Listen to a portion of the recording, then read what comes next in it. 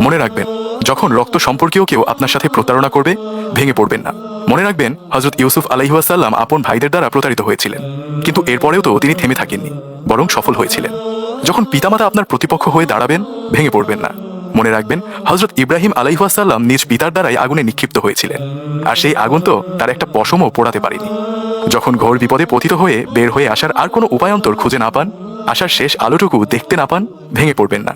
মনে রাখবেন, হযরত ইউনুস আলাইহিসসালাম মাছের পেটের অন্ধকার প্রকোষ্ঠ থেকেও উদ্ধার হয়েছিলেন।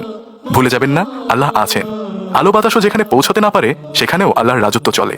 যখন আপনার বিরুদ্ধে অপবাদ আরোপ করা হবে আর গুজবে দুনিয়া ছড়িয়ে যাবে, ভেঙে পড়বেন না, এসবে কান দেবেন না। মনে রাখবেন, হযরত আয়েশা সিদ্দিকা রাদিয়াল্লাহু আনহা-এর বিরুদ্ধেও অপবাদ আরোপ করা হয়েছিল, কিন্তু দিন শেষে তা সততা এবং সৎ চরিত্রের আলোকেই ছড়িয়ে পড়েছিল সব দিকে। যখন আপনি অসুস্থ হয়ে পড়বেন, ব্যথায় কাতরাতে থাকবেন, ভেঙে পড়বেন না।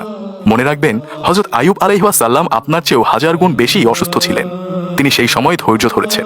ভুলে যাবেন না, ধৈর্যের ফল মিঠা হয়। যখন আপনি নির্জনতা বা একাকিত্বে ভোগেন, ভেঙে পড়বেন না।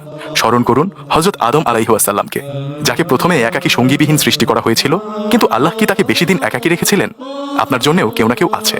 যখন কোনো যুক্তি দিয়েই আপনি কোনো একটি অবস্থার পেছনের কারণ খুঁজে পাবেন না, তখন কোনো প্রশ্ন ব্যতীতই স্মরণ করুন হযরত নূহ আলাইহিসসালামের কথা, যিনি অসময়ে নৌকা তৈরি করেছিলেন, কিন্তু এর পরেই তো এক প্রলয়ঙ্কারী বন্যা হলো। সুতরাং কখন কি হয় না হয় তা আপনি না জানলেও আল্লাহ জানেন। যখন আপনি পরিবার, আত্মীয় স্বজন, বন্ধু বান্ধব, সর্বোপরি সারা দুনিয়ার দৃষ্টিতে কৌতুকের পাত্রে পরিণত হবেন, ভেঙে পড়বেন না।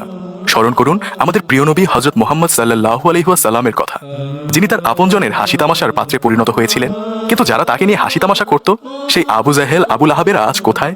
দুনিয়া এবং আখিরাতে তাদের চেয়ে ঘৃণিত আর কে আছে? আল্লাহ তাআলার কাছে সবচেয়ে প্রিয় বান্দা হলেন তার প্রেরিত নবী ও রাসূলগণ, আর তার প্রেরিত সেই সকল পয়গম্বরকেই তিনি সবচেয়ে কঠিন পরীক্ষায় ফেলেছিলেন। কিন্তু তারা আল্লাহর ওপর থেকে ভরসা হারাননি, তারা ধৈর্য ধারণ করেছিলেন, আর এর ফলে তারা একসময় সফলও হয়েছিলেন। আল্লাহ তাদেরকে উদ্ধার করেছিলেন সেই কঠিন বিপদ থেকে, আর তাদেরকে আল্লাহ বিপদে ফেলেছিলেন এই জন্য যে, যাতে করে দিন পালনের ক্ষেত্রে পরবর্তী উম্মতেরা ধৈর্য ধারণ করতে পারে, কষ্ট সহিঞ্চু হতে পারে। নিশ্চয়ই আল্লাহ ধৈর্য ধারণকারীদের সাথেই আছেন। সূরা আনফাল আয়াত 46।